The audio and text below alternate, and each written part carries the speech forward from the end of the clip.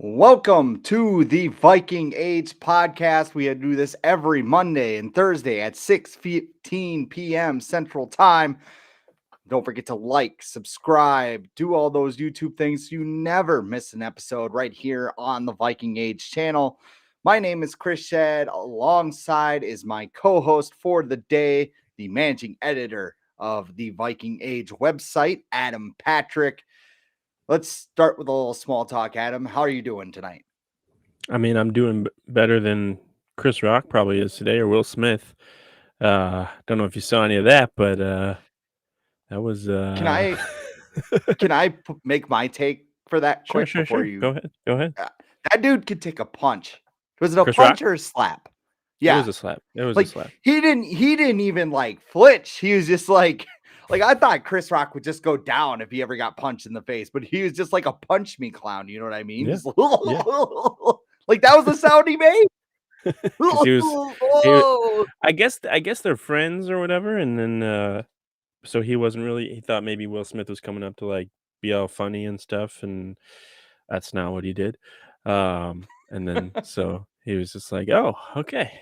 But he's a stand-up comedian, so it's not probably the first time someone's come up on stage and berated him or whatever. So, but still, yeah. I was gonna ask you this, like, because those two, like Chris Rock and Will Smith, are probably known as like Rock makes like dirty jokes or whatever, but he's presumed as to be like a pretty nice guy in Hollywood or whatever. Same thing with Will Smith. Like, what would be the NFL equivalent of that encounter? Would that be like, you know, Kirk Cousins going up to Matt Ryan and slapping him in the face? Like, I don't know. Do you have any thoughts? Mike Zimmer and Rick Spielman. I don't know, but I mean I, Zimmer's not exactly. I can't see either of that could them have cracking a happened. joke. Yeah, Yeah.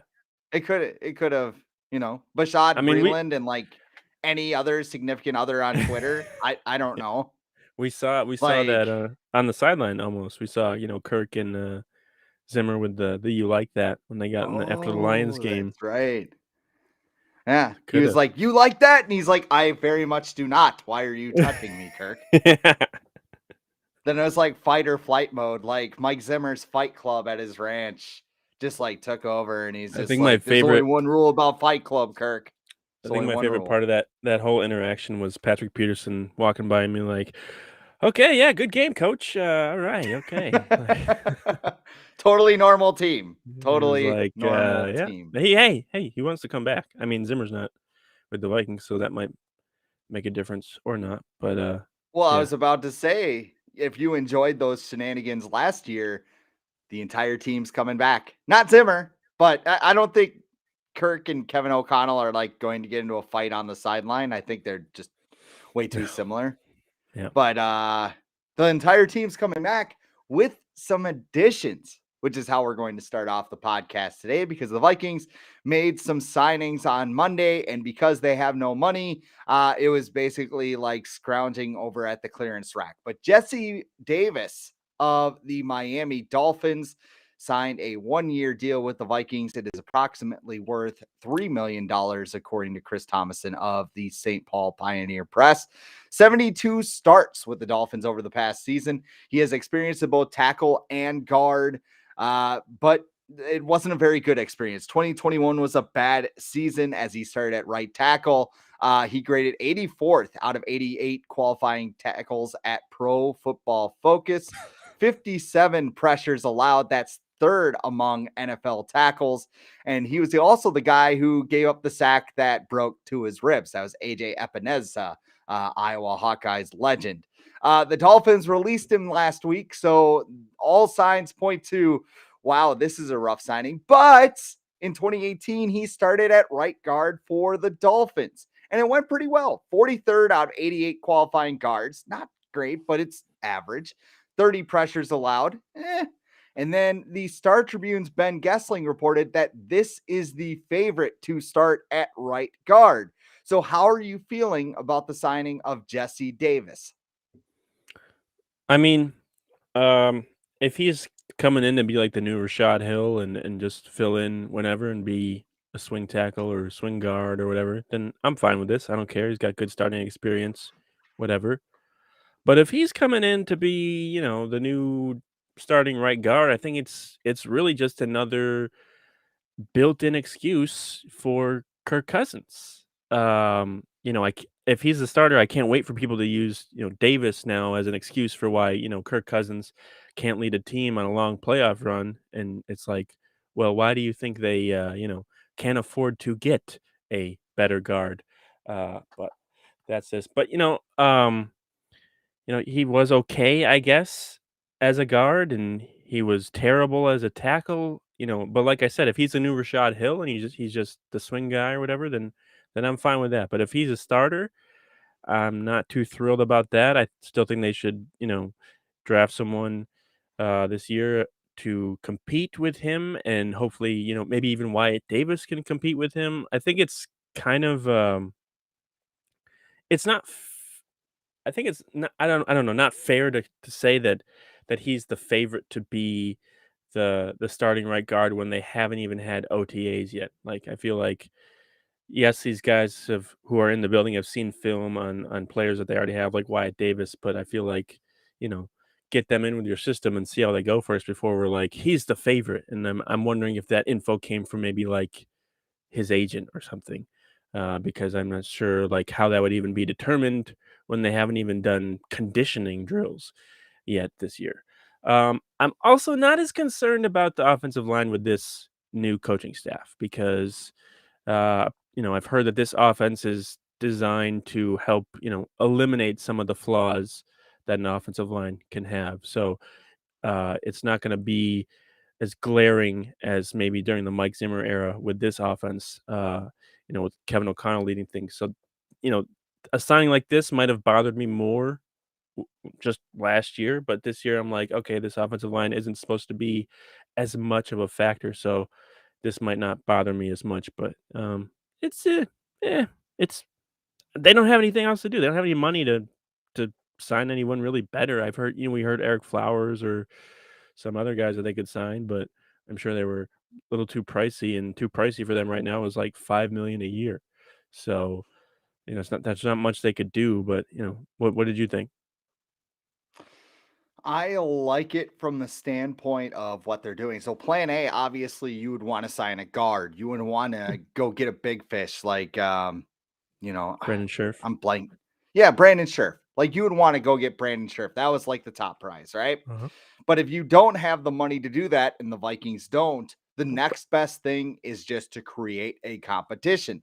The Buffalo Bills had one of the worst offensive lines in football 2 years ago, right? Mhm, So mhm. what they decided to go and just make this giant competition at guard. They brought on everybody, including some guy named Wyatt Teller. Now Teller did not win that competition. He wound up getting traded to Cleveland, but like honestly, another universe, Teller wins that job in Buffalo, and the Bills have a all-pro starting guard on their hands. Like that is basically what the Vikings have to hope for. And really, they don't need an all-pro guard. I think everybody kind of wants one because it's been such an issue for so long. But if the Vikings can make a competition, this is like the Joker in the Dark Knight, when he's got the two guys and he's got the pool cue and he Mm, like breaks it mhm. over his thing. Kevin O'Connell's going to break a pool cue over his leg. He's going to hand one end to Wyatt Davis, and he's going to hand one end to Jesse Davis, and may the best Davis win. They're both going to do it, and maybe they draft another guard. I want competition. I want as many guys as possible, so you have as many options to find the right guard. If you whiff on 5 different options, whatever, you tried. I mean, usually it's just been the Vikings be like, yeah, we drafted this 7th-round guard from Appalachian State. I bet you it'll work out. Nope. Yep, Oh, we yep. traded up for Drew Samia. Nope. We traded up for White. Nope. Nope. Nope. Keep swinging until you hit, because eventually you'll find it, because guards aren't incredibly hard to find. The Vikings have been ridiculously snake bit here. So do I like the signing in a vacuum? No. Do I like the concept? Yeah, I like the concept. I can get behind creative competition. And I think that should be the case throughout the roster right now, because if you're going to run it back, there are areas that are weak. And if you can create competition and just find the best man out of a group of people, you're going to have a better chance at making a push towards the playoffs. Yeah, this seems like it's just like, I'm sure he has Kwesi Adolfo-Mensah has different methods that he finds these guys, but it feels like one of us going through Spotrac or whatever and, looking at the free agent offensive lineman and going back through like, okay, have they played guard? How much have they made in the past? What's their PFF grade or whatever? Are these guys gonna work? And, brings in, Jesse Davis. I don't know if there's a connection. I don't think there really is a connection between anyone on the Viking staff or anything, and Davis because he was with the Dolphins. I could be wrong, but I believe Chris they're. Cooper, the offensive line coach, he actually worked with him a couple years. I don't know where Oh, he did? Cooper must have been in Miami, but yeah, Okay, Daniel House said that he worked 3 years with Chris Cooper. So okay. Alright, there you go. Well, I don't because I know. thought because I thought he was with the Broncos or whatever, Cooper Yeah, he was. was. So, but There must then have been a yeah. previous stint. Yeah, I don't yeah. know. Okay, alright. Well, then I'm wrong. But still, yeah. This can't be the final, like, he's not he's not good enough to come in and be like, "Okay, you're the starter." No, he's not that guy. Yeah. And I think if people are like, myself included, if we're gonna get bummed about a signing like this in, let's see, it's March. I think we're getting a little ahead of ourselves because there's a lot of time left. You know, they can draft someone. Wyatt Davis can emerge. They can even sign someone else if they figure out how to find some more money. But like you said, there should be competition, or like you said, we're gonna have tryouts, like the Joker said. That was a terrible Joker impression, but yeah. I knew what you're getting at. Great scene in that movie. Honestly. Like just Great yeah, movie. okay. Best Great best movie in general, yes. Have you best, seen the new one? yeah, I'll ask that. it's, it's good. It's dark like that way I like my Batman movies, and, Mhm. it's disturbing. Definitely I got a 3-year-old, and I came home, and I was like, "Well, it's gonna be a while before he sees that." 'Cause, it's a little, even I was like, "Oh, geez." But, it's good. I like Batman to be dark. I don't like the comic booky, you know, if you remember back in the day, like Batman Forever or Batman and Robin, those Adam were just West like yeah, well, like, even or that, too yeah, far like, back? that was I'm a little not too that far back. old, guys. Let's just that's what I think of like I'm thinking, comic like book Batman well, like, though. mid-90s, like Batman Forever with, like, Jim Carrey Yeah. and, Tommy Lee Jones, like, those are a little comic booky for me. I like the darker ones because that's Batman. He lives in a cave. So, we don't need to shine the lights on anybody, but it was good. But yeah, Jesse Davis, yeah, he's okay. I'm alright. He's alright. I'm not gonna get upset and like complain No, online over this. no, Like it's just no. it's whatever. Although I Miami mean, I Dolphins fans are yeah, really happy he's yeah. gone. But I threw out outside of that, I threw out his PFF grade or whatever as a tackle today, and I wrote like "yay" dot dot dot. People were like, "Well, he's gonna play guard," and I'm like, "Okay." Like I'm not saying like he's gonna be great or he's gonna be terrible or I care at all. I put out the info like this is what he was, and everyone's like, "What? He's gonna be a guard. He'll be fine." I'm like, okay, it's one spot over. He's not gonna be amazing if he switches to guard. So yeah, how did Oli Udo work out? yeah, yeah, yeah. How I did mean, a this guy's lot of people? actually Yeah. had a season under his Did belt and Rashad Hill it ever play wasn't a guard? train wreck. I don't think he did. Right? I He was don't think always a he did. tackle. I think he was just straight up tackle. So Yeah, nothing he too did bad really there. he did really well there. Yeah. But Jesse Davis wasn't the only signing that the Vikings made to get some depth on the roster. They also signed Chandon Sullivan on Friday, as well as Nate Hairston on Monday.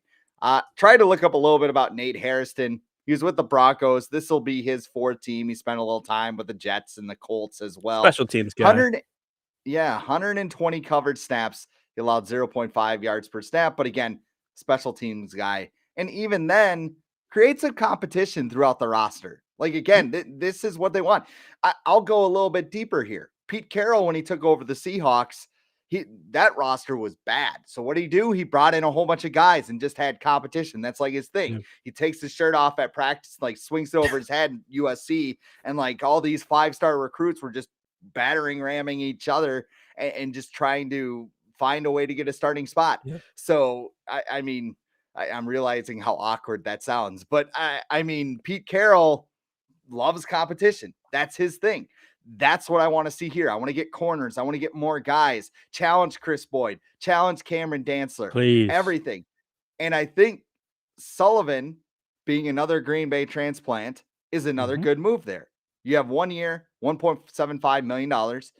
He's ranked 10th among qualifying slot corners and yards per coverage snap with 1.02. His overall coverage grade ranked 91st out of 129 qualifiers, but Mackenzie Alexander was 129. So we only have nowhere to go but up. Again, I demand competition, and this gives me competition. It may not be good, but I think that having Sullivan in the slot in a defense that he at least knows a little bit about, I think it's a good signing. I'm not planning a parade or anything, but I think that's a solid, smart signing that the Vikings have made this offseason. Yeah, it's definitely intriguing. I think of the two, Sullivan's the most intriguing because he could be the starting slot corner. I think that's what they're expecting him to probably be coming in. He was really good in 2019 with the Packers when Mike Patton was his defensive coordinator, who is now, of course, with the Vikings on their coaching staff. In 2019, Sullivan allowed a 35.5 completion percentage, a 34.3 passer rating, and he was the 19th best cornerback overall by PFF. So he had a really good season. That was also the same year that Zadarius Smith had a very good season for the Packers. So it seems like he really benefited from the Packers having a really good pass rush in 2019, which is something the Vikings are trying to build with Smith and Danielle Hunter next season. So maybe they're thinking, he did well with a good pass rush before. Let's see if he can do it again. But yeah, like you said, Mackenzie Alexander was terrible last year. I don't even know how that happened. Like, he wasn't that bad. Like what did he do in Cincinnati to like lose any like skill that he had? Because last year was just terrible. But yeah, I like Sullivan coming in. He's got experience with Mike Patton. He's got experience with Zadarius Smith. Plus, it's always fun when a former Packer goes over to the Vikings and Packers fans are like, "We're not mad. We don't even care." And then they're like, "But he's a traitor. He's a traitor still. Like, we don't care. He can leave. We don't need him, but he's a traitor." And it's like, which one? Which Darius one? Smith isn't even good. Which one is it? Yeah. Which one is it? You know, if you ask them, I mean, we got two pieces from like one of the NFL's great defense. I mean, 1985 Bears, 2000 Ravens, and 2021 Packers. Now they couldn't play special teams, but I mean, the defense was good for that one game. They were all healthy. There was that. They had a good defense in the playoffs, but yeah, like you said, special teams was terrible. Like that Green Bay Minnesota pipeline. I don't think it's really produced too many good players though. I mean, you got one good season out of Brett Favre. Yep. Then what? You had, I think, Darren Sharper's in that mix. You have Greg Ryan Jennings. Ryan Longwell was good. Yep. Dayton Jones.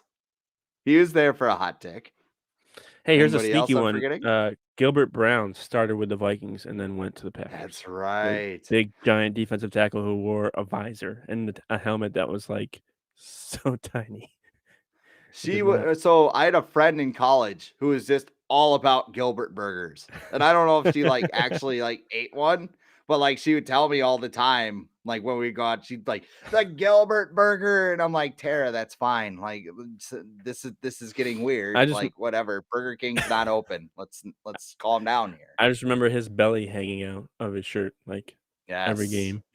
But yeah, that's one. I'm trying to think of any more that were notable. No, I mean the Vikings had Eddie Lacy came in for a visit. I guess that kind of counts. Yeah, that was the Dalvin Cook year. Yeah, because and then he went to the Seahawks. Yep, and he got all the China food and vodka he could handle. Poor Eddie Lacy. Yeah, I don't. Every year, I'm sorry, I got to rant. Like every year, he would go on Twitter and with like his personal trainer, and he'd be like in a white shirt, and he'd just like suck his gut in, just like, yeah, man, I'm ready to go now. And I'm just like, no, dude, you're really not. But he had a sick spin move. I remember that. Like, He did. for a guy that big, he could spin guys, which He is played pretty really well. remarkable. He tore apart the Vikings whenever he played them. He was good against the Vikings. But yeah, I can't really think That's why of they brought him in. many more. Yeah, we had Favre, Longwell, Jennings. We're waiting on Rodgers to cross that border. See if that happens. See how much they can piss him off. But yeah, there aren't too many. Like, it's more I feel like there's a bigger connection between the Seahawks and Vikings than there is between the Packers and Vikings, because it feels like everyone at the end of their career who is a Viking goes to the Seahawks, or at least ends up with the Seahawks. You had John Randall, Warren Moon, Percy Harvin.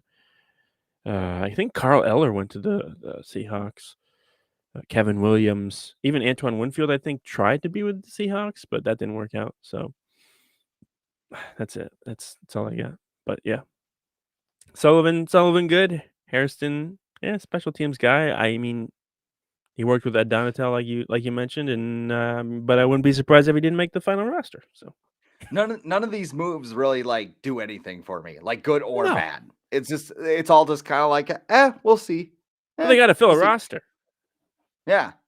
I mean, That's even basically it. Za'Darius, I was kind of like, all right, well, we'll see, I guess. Which kind That of one was good. That one was a good signing. it was like I will explain my stance in just a second here, because that brings us to topic number 2. Okay. And that is, now that this wave of free agency is kind of progressing for the Vikings, what are some of the needs they need in the draft after the most recent signings? So I'll ask you first. I'll let you go, and then I'll kind of give you some of mine. Where do the Vikings need to go in the NFL draft now that they've made the earth-shattering signing of Jesse Davis and Nate Hairston? I know they just signed, Chandon Sullivan and Nate Hairston, but they still need another corner. There's no clear number one guy yet. Right now it's Cameron Dantzler, and he was okay last year, except against the Lions when he forgot where the goal line was. But I'm not ready to make him the number one guy yet. And Patrick Peterson wants to come back, and the Vikings are thinking about it, but it's pretty clear that he probably wants more money than they're willing to give him. If they want him back at all, they might just not want him. It could be, they're like, we're good. We don't need a 30-year-old corner who doesn't fit our system. But and then Remember, go ahead. well, I'm just wanted to point out, remember, it was Peterson's agent that called the Vikings, not the other way around. And then Rick was like, you want to play for us? $10 million. Here you go. Oh, wow, that was easy. He could have negotiated and been like, you sure you want to play for us?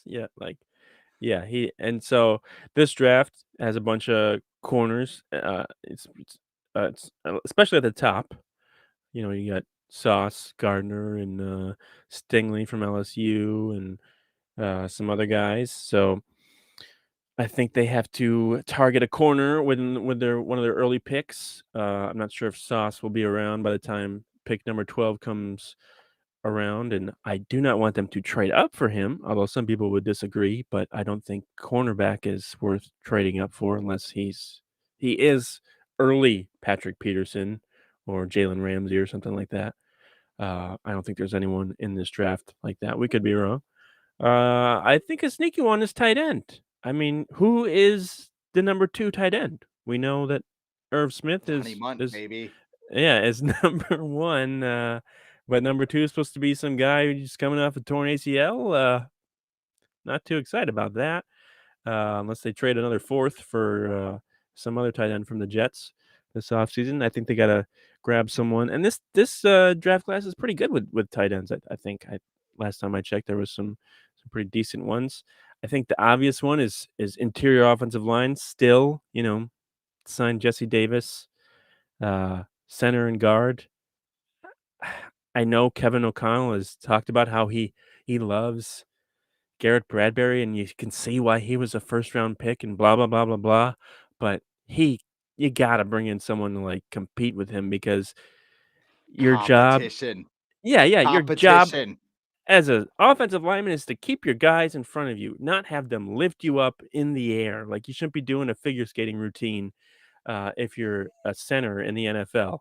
So center and guard, they don't have to be first round picks or even second round picks because we've seen plenty of offensive linemen come in the middle rounds or late rounds, come in and be good.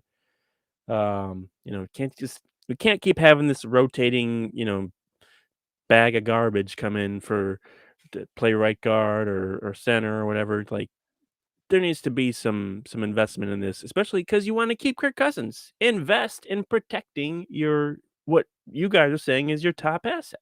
Invest in that. It's even investing in Justin Jefferson because you're keeping Cousins healthy so he can throw to Justin Jefferson. Lastly, I got safety because Harrison Smith is not getting any younger, and he could potentially be maybe like a sneaky departure next year. I feel like. And then running back as well, because Dalvin is more expendable next offseason, and Alexander Madison is a free agent. And I feel like getting a running back in the draft is not too hard. Like, there's a lot of rookie running backs who've come in and been good from the jump, whether they're in the second round or fourth round or whatever. So those are mine: cornerback, tight end, interior offensive line, safety, and running back. So not really a whole lot has changed other than I don't have edge rusher in there because I feel like they're pretty good with Zadarius Smith now in there, and Danielle Hunter is returning. I know you feel differently, but what are yours? Well, I was going to say, when you're talking about Garrett Bradbury, what I'm always reminded of is that video from the 90s where like Reggie White just picks up Chris Carter and throws him at Warren Oh, Moon, like yeah, like a literally rag doll? sends him airborne, and like Warren Moon has to get out, and I don't know, he just like pauses like, wow, that was aggressive. Like, who throws Chris Carter? Seriously. But now it's just Garrett Bradbury, this 300-pound man flying through the air when he sees Akeem Hicks or Aaron Donald or whoever that may be. All right. So I got it listed. I'll go 3-1 on you because the suspense will be killing you. 3, cornerback. I agree with you there. Ahmad Gardner, Derek Stingley Jr. are the top. Derek Stingley Jr. are the top corners.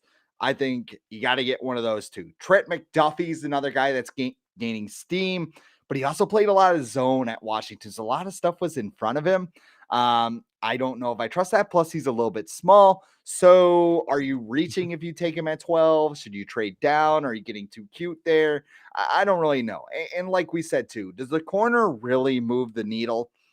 I mean, Kwesi Adolfo-Mensah was talking during his press conference last week, and he said, this defense is going to ask a little bit less than the corners. And when you have a pass rush like the Vikings are projected to have, that's going to help out those corners, because if Aaron Rodgers is, afraid of being ripped in half by Zadarius Smith and Danielle Hunter, he's not going to have time to sit in the pocket, bake cookies, and throw a strike to Alan Lazard. Who is he throwing to? Is he their number one now? Like, No, they just I who did honestly they just thought of they that. get no, they haven't signed anybody yet. You're right. I was like, no, they got somebody. No, they didn't. Or were you like me when Tyreek Hill got traded and you're like, oh no, Yeah, they're gonna go get Tyreek? I was like, and now there's some Diggs rumblings going on now with his cryptic tweeting, and Packers fans are going into his comments and being like, come to Green Bay, come to Green Bay. And I'm like, no, No, do not, absolutely not. do not. That would be awful. Like, that would be completely terrible. That would They be like would Randy scrub Moss. That would be like Randy Moss playing for the Packers. Diggs is not as good that. as Randy Moss, And that clearly, almost but happened. it did. Yeah, You're right. It did almost happen. I don't think a that lot of would have people know been that, but yeah, it did almost happen. something. So I talked about the edge rushers, and you hinted Yep. at it, and that Yep. is another need for me, because Danielle Hunter and Zadarius Smith are both coming off of serious injuries. Hunter's had serious injuries each of the last 2 seasons. Zadarius is 29. Danielle is 27. A little less risk with Danielle, I think. But if one of those guys gets hurt, you are screwed because you have no depth. And get out of here with that DJ Wanham steam, because Justin Fields ran into him like 6 times for his 8 sacks, and the Bears just didn't block him or whatever. So I am not on the DJ Wanham trade. Also, let's think of it this way. What if Danielle Hunter goes off like 14 sacks. He's going to go into the negotiating table and be like, I want a Joey Bosa contract. And Kwesi's going to like pull out his pockets, like, and he's like, Checkbook. I got $3, man. Yeah. He's going to wind up trading to Neil Hunter, right? And maybe that's part of the reason he didn't trade to Neil Hunter, because maybe people were offering him a little bit low right now. But if he has a good year, Kwesi can go back to the table and be like, all right, give me a couple firsts for him. Get a bigger return for him. You know what I mean? So there's risk reward on both sides here. So this draft is loaded with edge rushers. I think you can get a lot of them. If Kayvon Thibodeau is there at 12, because I feel like he is slipping more and more with each mock draft I read, don't be the idiot that passes on Kayvon Thibodeau, because I think they're overthinking it right now, because he's immature because he said he kicked cross his ass at a thing, but I watch the tape and whatever. And okay, get off the Just Bombs highlights and just go watch Kayvon Thibodeau. I would be excited if the Vikings added him to that edge rusher thing, because if you have a rotation too, like those two guys with the injury concerns are going to have less injury concerns because they're going to have less snaps on the field. So I would not be upset at all if the Vikings said, screw it, we're getting another edge rusher. And then the third, it's a cop-out. So this is the number one, the best player available. And that could be Thibodeau. That could be somebody else. But let's go back, because Malik Willis. Honestly, what's that? Oh yeah, if it's Malik Willis, take Malik Willis. Although he's going too. He is. He's going. Everyone's like, oh no, he's not going that high. It's like he is. I remember when like Cam Newton came out, and like I know I'm sounding like an old man here, but Cam Newton comes back out in my day. Like, I don't know. He's never taken snaps under center before. He was the number 1 overall pick. Because they looked at him and they're just like, give me the guy with the tools. What's that? Yeah. I said, is he as good as Tebow? That's what I remember people saying that. Like, is he as good as Tebow? Tebow might be better. Blaine Gabbert, man. Like Todd McShay was pounding the table for Blaine. That whole draft was just Jake weird. Locker, Christian Ponder, sad. But no, he's gonna be on Hard Knocks with Dan Campbell. Dan Campbell and his like supersized venti Starbucks that he just Who's slams. Gonna be on probably Hard Knocks? Oh, Detroit's gonna be a Hard Knocks. Blaine Gabbert? Blaine Gabbert. Oh, yeah. Oh, yeah. Okay. I thought we were still. But here's what I'm getting at. I'm sorry, I kind of got sidetracked here. I'm kind of scatterbrained today. But why not a wide receiver? Like this is what I'm saying here, because the best player available could be a wide receiver. Remember Randy Moss in 1998? The Vikings probably had a lot of needs, and they had Chris Carter and Jake Reed. Yeah, nobody remembers Randy Moss. We were just talking about him 3 minutes ago. Definitely not my handle on Twitter. No, don't. No idea. Percy Harvin, 2009. Yep. You take him over Michael Orr. Oh, Michael's got the movie and everything. Yeah, okay, whatever. Jamar Chase over Penei Sewell. That wasn't a Vikings pick, but that was something that happened last year, and it worked out quite well, except for the final play of the Super Bowl. But I'm sure Bengals fans will take the rest of that result. Here was one interesting thing, though, and I kind of want to bring it up, because Connor Rogers of the NFL Stock Exchange podcast, it's a PFF podcast with Trevor Sikkema, he called the Vikings a sleeper cell team for Alabama wide receiver Jameson Williams. And I thought of this and I went, yeah, because he had 1,572 yards, 15 touchdowns last season. Yep. He is fast as hell, so he can stretch the defense. Plus, he tore his ACL during a college football playoff game against Cincinnati. That's not a positive, but I mean, you can have him rehab, because the Vikings do have Adam Thielen and Justin Jefferson as their top 2 receivers. You can let him rehab at his own pace. And plus, Adam Thielen's not going to play forever. In fact, he got hurt the last 2 seasons. I know KJ Osborne had a really good season. I know Amir Smith-Marset, everybody's high on him, but lean into that offense. That's what the Rams did. They drafted all these receivers. They had an arsenal of weapons for Matthew Stafford. And like you kind of said, don't give Kirk any excuses. Like I don't mean to vilify him here, but give him all the weapons he can handle. The offensive line, kind of going to be a thing, because I don't think they should take Tyler Linderbaum at 12. Right? And if they do, I will be very angry, because he is very similar to Garrett Bradbury.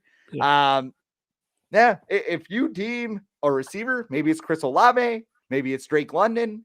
And whatever you deem as the best player available, go get him. Because if you land a transcendent player, I know Kwesi kind of downplayed that whole thing, but if you get a transcendent player, it does a hell of a lot of things. Like, what did the Vikings do without Justin Jefferson? Where would they be? I mean, this podcast sure as hell wouldn't be as much fun, you know?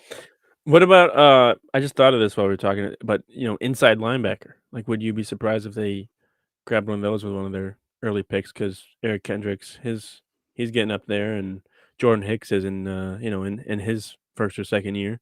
So those aren't really guys that they probably going to build around. And what do they have? Troy Dye and Blake Lynch. Like those guys don't really move the needle either. So, and Kwesi's the numbers guy. I want to call him analytics because he doesn't like that word, but he's a numbers guy, and he might look at something like we could grab a linebacker here and be set for the next few years. So, what do you think about that? I think that's a great idea because we've already talked about Eric Kendricks potentially moving on this Yep. offseason. It didn't happen, but you get another year older. Maybe he's got a little bit more injury prone years. I want to call him Leo Chenal, but I swear that's the wrong name. But for Wisconsin, Laviska there's Shenault. a Wisconsin. It's not Oh, LaVisca. from the I know that much. He's not playing are they wide related? receiver, but Yeah, we're talking linebackers. Yeah, okay. I don't I don't think know who you're anybody talking from Wisconsin's named LaVisca, by the way. about. It's I mean, there's gonna be a lot of kids named Giannis in a couple of years, but I mean, not Yeah, yeah. LaVisca. But That um that's a pretty safe bet. I'd put money on that for sure. it's Yeah. gonna be so funny, like reading 24/7 in a couple of years. You'll hear about this offensive guard from Glenwood City. Yeah, this is Giannis Polanski. He was born in 2020. Super weird coincidence, right? Yeah. Oh, wow, I didn't even think of that. I don't know if too many kids are gonna be named Aaron though. I'm not after the last couple years. I mean, he's been good, but I feel like Packers Maybe fans are they'll torn between him because they're like, he's the MVP and he's so good, but he's just so annoying. Like, maybe like I they'll name remember their cat after him. I listened. Yeah, But that would be very fitting. I listened to like Packers, the whatever vent line they had after their loss to the Niners, and pretty much every Packers fan called in and was like, "Get him out of here! Like enough! Like he doesn't do anything. Like he's great in the regular season. They called him like Peyton Manning because puts up all the stats in the regular season and does nothing in the playoffs." And then they re-signed him, and everyone's like, "Oh well, I guess here we go." Uh, but one last thing on the receiver thing, Jameson Williams worries me a little bit because of that ACL, and I feel like the old Vikings regime might have took too many chances on guys like that, where it's like, well, we can get this guy, he might fall, and because he's injured, and it's like, yeah, because he's injured. And I feel like this regime, at least what they've shown so far, even with the signings today with Jesse Davis, uh, who has been active, like, he's missed only, like, not even a handful of games in the last few years, and you look at Jordan Hicks and similar thing. Zadarius is a different story, but the seasons before that, he was pretty healthy. You look at Chandon Sullivan, similar, like, a lot of these guys, they don't miss a lot of games, and I think that's maybe a bigger emphasis with the guys in charge now than it was in the past, where the guys in the past were like, "This guy is super talented, but he's coming out like, but his leg almost fell off this year, so we can get him for a cheaper price.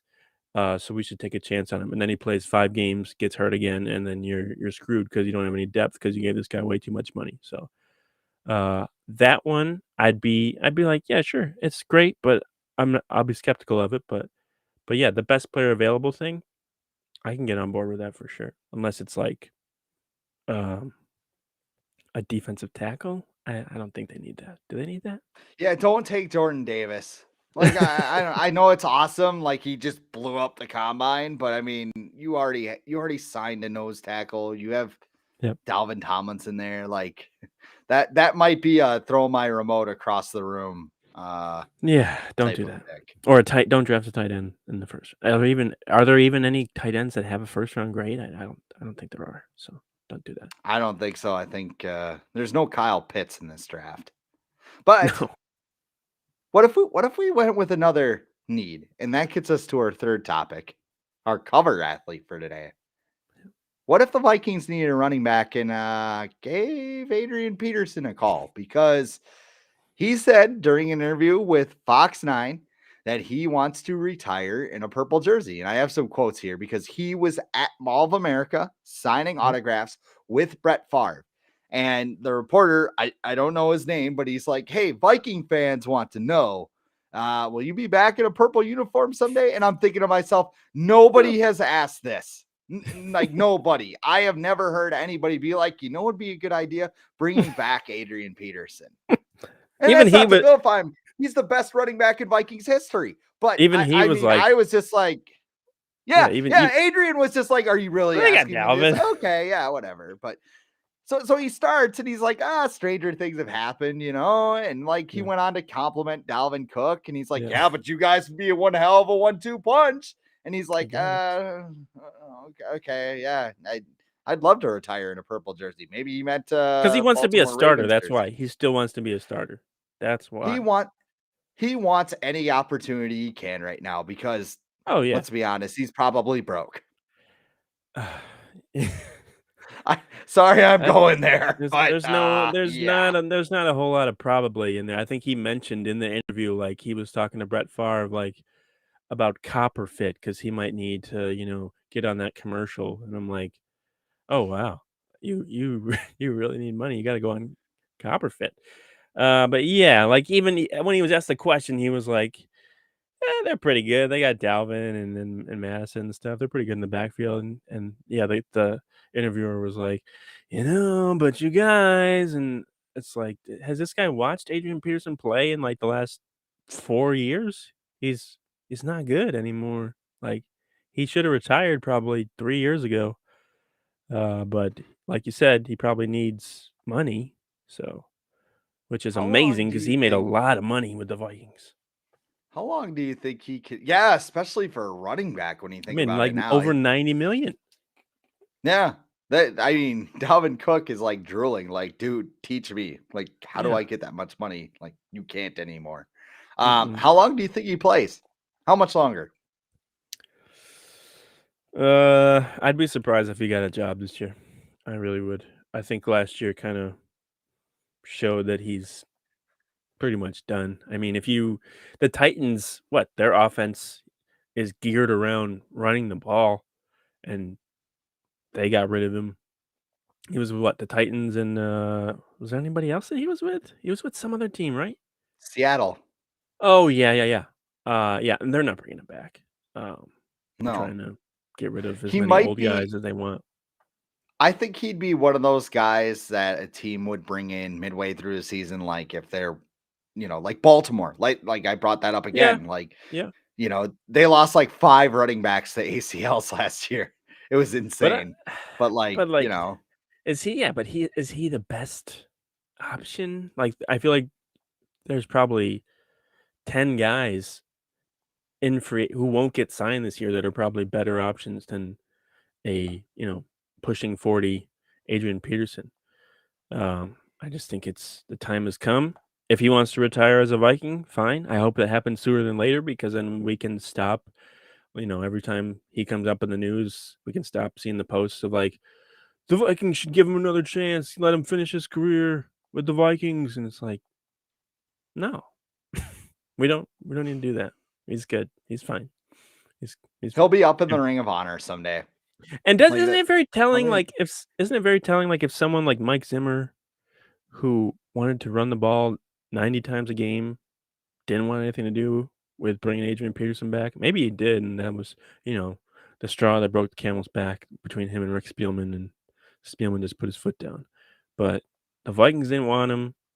I don't think a new regime of young, smart guys wants to bring an aging running back when they probably don't even want to pay the running back that they have right now. They don't, not that they don't think Dalvin's talented, but they're probably among the people now that are like, he probably makes too much money, and we can find somebody else a lot cheaper, which I think it could probably happen next season. But yeah, Adrian Peterson, I think he's done, and we'll see maybe this summer, maybe if he doesn't get signed in training camp, like Adrian Peterson has signed a 1-day contract to retire with the Vikings, and we'll get a whole video package and Yeah. everything, and yeah, it'll be that because Thank you, Adrian. He'll wave. I don't know. They'll give him yeah. like Well, some what money. was he? He was with the Lions. Um, was it last year It's or just sad, isn't it? 2 years ago? He was with the Lions, and they played the Vikings to end the year, and everyone was like, "All right, Adrian Peterson plays the Vikings. His last game of his career. That's it. It's done. Go retire." It would have been fine, perfect. But no, he's got to come back and be like, "I'm ready. I can still, carry the ball 30 times a game. Still run to the, offensive lineman right in front of me. I can still, do whatever you need me to do." But no, he sometimes sometimes people retire when they should, and sometimes the game retires players. And I think that's going to be the case with Peterson, where it's like he's just going to be like, "Well, nobody wants me." So Well, on that note, it's a sad Adrian Peterson. But that is all the time we have for today on the Viking Age podcast. Remember, we do this every Monday and Thursday at 6:15 p.m. Central Time. Don't forget to like, comment, subscribe to the Viking Age YouTube channel so you never miss a new episode. It'll tell you right when we're recording and everything. So for Adam Patrick, I am Chris Schad, reminding you that the Packers still suck.